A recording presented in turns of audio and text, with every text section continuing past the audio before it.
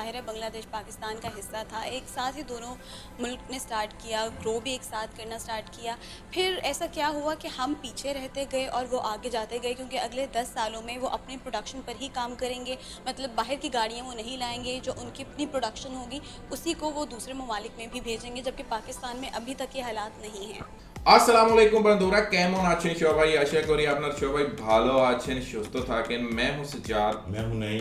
तो गाइस, आज जो हमने वीडियो देखना है उसमें ये है कि बांग्लादेश ने एक टारगेट जो है सेट कर लिया है पाकिस्तान को पछाड़ने का, पाकिस्तान को ऑटो सेक्टर में पीछे छोड़ने का। और अगले तकरीबन 8 से 10 साल में बांग्लादेश क्या करने वाला है वो वीडियो हम देखेंगे। और ये होने वाला है, आपको बता देते हैं कि बांग्लादेश ने जो टारगेट सेट किया उसमें ये है कि बांग्लादेश अपनी मैन्युफैक्चर्ड कार बनाएगा इन बांग्लादेश में। मतलब बांग्लादेश में असेंबलिंग के साथ साथ बांग्लादेश में गाड़ियों की मैन्युफैक्चरिंग भी होने वाली है। और मेड इन बांग्लादेश गाड़ियां जो हैं वो मुतारफ करवाने वाला है बांग्लादेश। और बांग्लादेश की अपनी ही बनी हुई गाड़ियां बांग्लादेशी सड़कों पर दौड़ेंगी। तो पहले ये वीडियो देख लेते हैं कि आखिर इसमें है क्या और किस तरीके से बांग्लादेश का। वीडियो का जो टाइटल है वो मैं आपको पढ़ के बताता हूं। तो Bangladesh set to overtake Pakistan in auto sector soon. और इसके ऊपर पाकिस्तानी पब्लिक का क्या रिएक्शन है, पाकिस्तानी पब्लिक क्या सोच रही है, पाकिस्तानी पब्लिक क्या बोल रही है, तो देखते हैं आज का ये वीडियो। ओके। पाकिस्तान की ऑटोमोबाइल इंडस्ट्री की सिचुएशन से यकीनन आप लोग वाकिफ़ हैं, लेकिन क्या कभी किसी ने ये सोचा था कि बांग्लादेश की ऑटोमोबाइल इंडस्ट्री पाकिस्तान को पीछे छोड़कर आगे निकल जाएगी? बांग्लादेश की गवर्नमेंट की जानिब से एक फैसला किया गया है और एक पॉलिसी बनाई गई है, और उस पॉलिसी के तहत अगले 10 सालों में बांग्लादेश में 100% बांग्लादेश गाड़ी बनाई जाएगी, यानी उनकी मैन्युफैक्चरिंग और प्रोडक्शन में इजाफा किया जाएगा, जिसके बाद शायद अगले 4-5 सालों बाद वो हमें यानी पाकिस्तानी ऑटोमोबाइल इंडस्ट्री को बीट कर दें, यानी पीछे छोड़ जाएं। आज इसी हवाले से हम जानेंगे कि ऐसी क्या वजह रही कि पाकिस्तानी ऑटोमोबाइल इंडस्ट्री तरक्की की बजाय जवाल की तरफ जा रही है। तो आइए जानते हैं लोगों से। अस्सलाम वालेकुम। जी वालेकुम अस्सलाम। सबसे पहला सवाल तो ये है कि अगर आज बांग्लादेश पाकिस्तान का ही हिस्सा होता तो आपको लगता है कि हम मिलकर एक बहुत बड़ी ताकत बन चुके होते? बिल्कुल ऐसे ये बन चुके होते, मिलके हम जॉइंट वेंचर कर रहे होते, हमारा काम चल रहा होता, हमारी गाड़ियों की प्रोडक्शन चल रही होती, तो बिल्कुल हम कामयाब थे आज। सर, इस वक्त अगर कंपैरिजन किया जाए बांग्लादेश के साथ हमारी ऑटोमोबाइल इंडस्ट्री का, तो हम काफ़ी पीछे रह गए हैं in terms of production. Bangladesh अगले 10 सालों में अपनी गाड़ियां ही बनाएगा और उसे दूसरे ममालिक में भेजेगा, जबकि पाकिस्तान में अभी तक दूर दूर तक इस तरह का कोई सूरत हाल नज़र नहीं आ रही है। आपको क्या लगता है, क्या फ्यूचर है हमारी ऑटोमोबाइल इंडस्ट्री का? हमारी ऑटोमोबाइल इंडस्ट्री का फ्यूचर ये है कि दिन ब दिन गाड़ियों की प्राइसेस तो बढ़ रही हैं। जो गाड़ी आज से 5 साल पहले 20 लाख की थी वो आज 50 लाख की हो गई है। तो हम ग्रो अप नहीं हो सकते। हम ग्रो अप इसलिए नहीं हो सकते कि हमारी प्रोडक्शन भी प्रोडक्शन तो बढ़ ही रही है, लेकिन जो बूम हम दे सकते हैं, मतलब गाड़ी की अगर आप देखें, होंडा सिविक गाड़ी है, उसमें कुछ भी नहीं है, ठीक है, 50 लाख रुपए उसकी कीमत है। उसकी कीमत भी 20-25 लाख रहे तो हमारा फ्यूचर है, हम ऑटोमोबाइल को ग्रो कर सकते हैं हर गाड़ी को लेके। यहाँ पे सुजुकी मेहरान जैसी गाड़ी 10 लाख की है जिसमें कुछ नहीं है। आप बांग्लादेश चली जाएं उधर 10 लाख में, तो आप पता नहीं कौन सी गाड़ी में, लग्जरी गाड़ी में आप घूम सकते हैं। बांग्लादेश की जो ऑटो इंडस्ट्री है, it's about to beat Pakistani auto industry. आपको क्या लगता है कि हम क्यों इतना पीछे रह गए हैं?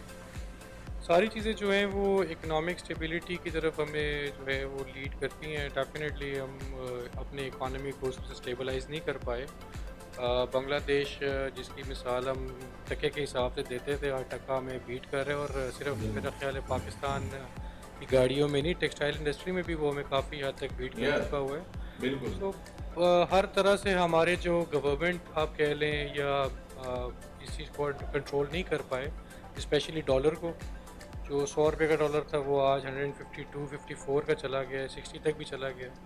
तो वो सारी कॉन्सिक्वेंसेस, वो सारी चीज़ें जो हैं वो एंड ऑफ द डे गाड़ियों की तरफ भी लीड होती है। सबसे पहले तो बात यह है कि जो हम टेररिज्म में फंसे रहे हैं, ठीक है। दूसरी बात यह कि जो करप्शन है द मेन फैक्टर, जिसकी वजह से हम लोग जो है ना अपने मुल्क के अंदर इतनी ज़्यादा जो है इन्वेस्टमेंट नहीं लेकर आ सके। पाकिस्तान की ऑटोमोबाइल इंडस्ट्री की सिचुएशन आप कैसे देखते हैं? नॉर्मली तो पहले तो मार्केट बहुत अच्छी थी, नई हुकूमत आने की वजह से काफ़ी इसमें फ़र्क आया है। प्राइसेस बहुत इंक्रीज़ हुई हैं। इसमें गवर्नमेंट को चाहिए इस पर स्पेशल रोशनी डालें। प्राइसेस कंट्रोल नहीं हो रही इनसे, आए दिन प्राइस बढ़ती रहती हैं। इनको चाहिए कि पाकिस्तान में अपनी गाड़ी एक तैयार करनी चाहिए इनको। ऑटोमोबाइल को इसका फ़ायदा होगा, इसमें बहुत ज़्यादा रोज़गार होगा, क्योंकि बाहर से जो आ रही हैं गाड़ियाँ, इनकी प्राइस डे बाई डे बहुत ज़्यादा बढ़ रही है। इसमें लोगों की रेंज से बाहर चली गई हैं गाड़ी। पास में जाएं तो काफ़ी ज़्यादा प्रॉब्लम बिग थ्री थे, दो तीन वेल नोन ब्रांड्स हैं, मैं उनका नाम लेना मुनासिब नहीं समझता, लेकिन आपको भी पता है। लेकिन फ्रॉम लास्ट 2.5 ईयर्स से मेरे ख्याल में अच्छे इनिशिएटिव लिए हैं गवर्नमेंट ने। लोकल मैन्युफैक्चरिंग भी हो रही है, इंपोर्टेड व्हीकल्स भी आ रहे हैं और चाइनीज़ गाड़ियाँ काफ़ी आ रही हैं which is accessible for any मतलब ऑर्डनरी जो पर्सन है उसके लिए, मिडिल क्लास जो है वो भी अफोर्ड कर सकते हैं। मैन्युफैक्चरिंग की बात अगर आप करें तो चाइनीज़ कंपनीज़ आ रही हैं, इलेक्ट्रिक व्हीकल्स में भी आ रही हैं और दूसरी जो फ्यूल पे चलने वाली गाड़ियाँ उसमें भी मैन्युफैक्चरिंग हो रही है। तो मेरे ख्याल में क्या कहते हैं उससे फ्यूचर तो आई एम वेरी होपफुल कि इट विल बी गुड। पहले ही जाहिर है बांग्लादेश पाकिस्तान का हिस्सा था, एक साथ ही दोनों मुल्क ने स्टार्ट किया, ग्रो भी एक साथ करना स्टार्ट किया।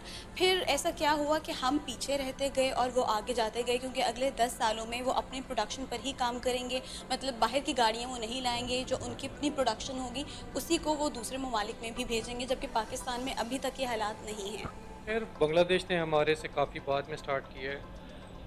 बात ये होती है कि डिपार्टमेंटलाइजेशन की बात होती है, कुछ बात ये होती है कि आप कितना मुखलिस हैं अपने घर के साथ, अपने मुल्क के साथ। हम लोगों ने खैर मैं किसी को पिन पॉइंट तो नहीं करता, क्योंकि कुरान कहते हैं कि जैसे ही रियाया वैसे हुक्मरान। तो हमारे लोगों को तब्दील होने की ज़रूरत है। अगर आपकी ख्वाहिश है कि आपका मुल्क आगे बढ़े, आप स्टेबल हों, तो डेफिनेट सी बात है कि आप उस तरह के स्टेप्स उठाते हैं। अगर तो वो ऐसा कर रहे हैं तो वो अपने मुल्क के लिए बेहतर कर रहे हैं वो लोग। हमारे मुल्क को भी चाहिए, हमारे जो हुक्मरान हैं उनको चाहिए कि अपने मुल्क के लिए ऐसी कोई पॉलिसी लाएं, गाड़ी यहीं पे मैन्युफैक्चर हो और लोकल इंडस्ट्री बने, जिससे लोगों की पहुंच में गाड़ी आए और प्राइस इसकी कम से कम होनी चाहिए। बांग्लादेश की जो मैन्युफैक्चरिंग है, जो उन्होंने एक टारगेट लिया अगले 10 सालों में, उसमें उन्होंने ये भी कहा है कि अगर कोई भी दूसरे मुल्क से आकर इन्वेस्ट करना चाहे हमारे मुल्क में तो वो कर सकता है। तो एक मेरे ख्याल से अच्छा स्टेप है, लेकिन इसका फ़ायदा ज़्यादातर उनको ही होगा। तो आपको लगता है कि एक बहुत स्मार्ट डिसीजन लिया गया है? मेरे ख्याल में ऐसे ही डिसीजन कुछ पीटीआई ने भी लिया, गवर्नमेंट ने हमारी ने कुछ ऐसे डिसीजन लिए हुए हैं जिनकी वजह से ये बिग थ्री की कंपनी जो है वो फ्लॉप होके अब आगे नई कंपनीज जो आ रही हैं वो मेरे ख्याल है कि वो कॉपी हम ही कर रहे हैं या हम उन्हें कर रहे हैं, निकले तो वो पाकिस्तान से ही हैं।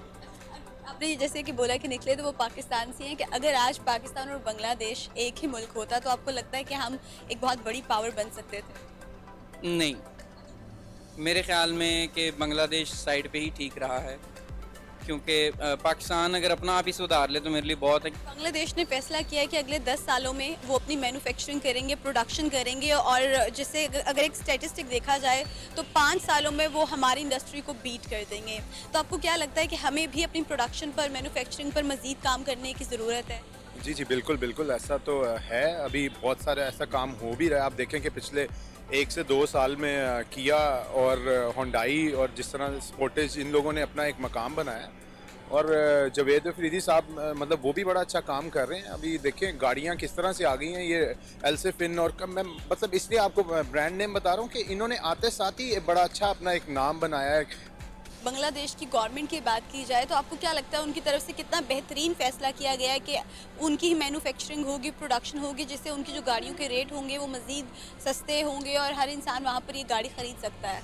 सिर्फ गाड़ियों की फील्ड में नहीं, आप बाकी फील्ड में भी देखिए, वहाँ की गवर्नमेंट ने जो इनिशिएटिव्स लिए हैं इंडस्ट्री को प्रमोट करने के लिए, चाहे वो टेक्सटाइल है, चाहे वो ऑटोमोबाइल इंडस्ट्री है, या यहाँ वो एग्रीकल्चर है, उसमें गवर्नमेंट का बहुत बड़ा हाथ है। उनकी पॉलिसीज़ बड़ी अच्छी हैं, बड़ी फेवरेबल हैं। दूसरा सिक्योरिटी का वहाँ कोई इशू नहीं है, गवर्नमेंट इंसेंटिव बहुत ज़्यादा देती है लोकल मैन्युफैक्चरर्स को। तो हमारे यहाँ भी ऐसा क्या कहते हैं उसे, अब गवर्नमेंट जो करंट गवर्नमेंट है ये सोच तो रही है और इंसेंटिव दे भी रही है, और जितने ज़्यादा इंसेंटिव्स हो गए, इन्वेस्टर जो है जितना अपने आप को सिक्योर फील करेगा उतना ही इन्वायरमेंट जो है बिज़नेस अच्छा होगा और होपफुली क्या कहते हैं उसे जो है वो ग्रोथ की तरफ जाएगा। आपको क्या लगता है कि अगर हम प्रोडक्शन करना चाहें तो कर सकते हैं, या जो एक माफिया बैठा हुआ है उसकी वजह से ये जो ग्रोथ है वो रुकी हुई है? नहीं, हम चाहें तो कर सकते हैं, यूनिटी के साथ है। अब जितने सुजुकी, टोयोटा, होंडा, अब काफ़ी नए ब्रांड्स आ गए हैं। 2020 में काफ़ी ब्रांड्स आए हैं, अब अपकमिंग ब्रांड्स और भी आ रहे हैं। लोकल लोग भी यहाँ पे गाड़ियाँ बना रहे हैं। तो अगर तो हम प्राइसेस में और क्वालिटी में अच्छा जाएं तो हम ग्रो कर सकते हैं, क्लाइंट खुश हो सकता है यहाँ का, बिल्कुल इस चीज़। क्योंकि मैंने शुरू में बांग्लादेश की बात की है, जिक्र किया है, तो आपको लगता है कि इन फ्यूचर हमें बांग्लादेश से अगर हेल्प लेनी पड़े ऑटो इंडस्ट्री में तो लेनी चाहिए? लेनी चाहिए, लेकिन हमें हेल्प लेके भूलना नहीं चाहिए। हेल्प लेके अगर हम उसी वेरिएंट को, उसी कीमतों को लेके गाड़ियों को चलते रहे तो फिर हमारी ऑटोमोबाइल का फ्यूचर है यहाँ पे। आपको लगता है कि अगर जो एक बिग थ्री माफिया आप कह लें जो बनाया गया था, क्योंकि उसको अब हम बीट कर रहे हैं तो हम बहुत जल्दी ग्रो करेंगे? जी जी एग्जैक्टली, वो एक मोनोपली थी, वो ख़त्म कर दी गई है। और अब आप देखें कि हम लोग तो मार्केट में बैठे, हम आपको ज़्यादा इस बात में बता सकते हैं कि पहले तो सिर्फ 3 ही नाम थे जो चल रहे थे, लेकिन अब लोगों के पास इतनी सारी चॉइसेस हैं, इतने सारे ब्रांड हैं, और उसके अंदर आप देखें कि जिस तरह के अभी ये कोरोला और ये गाड़ियों में अभी तक स्टिल एयर बैग्स वगैरह नहीं आते थे, ठीक है, मतलब जो लाइफ सेविंग जो आपकी चीज़ें हैं वो थी ही नहीं गाड़ी में, एज ए ट्रांसपोर्ट लोग यूज़ कर रहे थे। लेकिन अभी जो बाकी सारी ऑप्शंस आ रही हैं उन गाड़ियों में लाइफ सेविंग ऑप्शंस बहुत ज़्यादा हैं, तो और उनकी प्राइसेस अगर आप कंपेयर करो तो बहुत अच्छी हैं, उनमें कंफर्ट जोन्स बहुत हैं। पाकिस्तान मुख्तलिफ फील्ड्स में मदद लेता है दूसरे ममालिक की, जैसे कि चाइना है, इवन टर्की है। आपको लगता है कि अगर हमें ऑटोमोबाइल इंडस्ट्री में बांग्लादेश की मदद लेनी पड़ी तो हमें लेना चाहिए? नहीं, मेरा नहीं ख्याल, क्या कहते हैं उसे, पाकिस्तान में कैपेबिलिटी कैपेसिटी दोनों है। चाइना जो है वो is doing really well in all industries, तो हमें मेरे ख्याल में शायद उनके साथ वेंचर करना चाहिए, जेवी करनी चाहिए, जॉइंट वेंचर, क्योंकि उनके पास टेक्नोलॉजी भी है and they are very loyal, they are very good friend of Pakistan is well. Pakistan से बड़े अच्छे हैं वो, और हमें इंसेंटिव भी देंगे, प्लस उनकी प्रोडक्शन कैपेसिटी बहुत ज़्यादा है, जिसकी वजह से मेरे ख्याल में China is more good than Bangladesh. मुकामी स्टेक होल्डर्स का कहना है कि पाकिस्तानी ऑटोमोबाइल इंडस्ट्री को बांग्लादेश की ऑटोमोबाइल इंडस्ट्री से और उनकी पॉलिसी से कुछ सीखना चाहिए, तभी हमारी इंडस्ट्री भी तरक्की कर सकेगी। वेल, इस हवाले से आप क्या राय रखते हैं, हमें कमेंट्स के जरिए ज़रूर बताइएगा।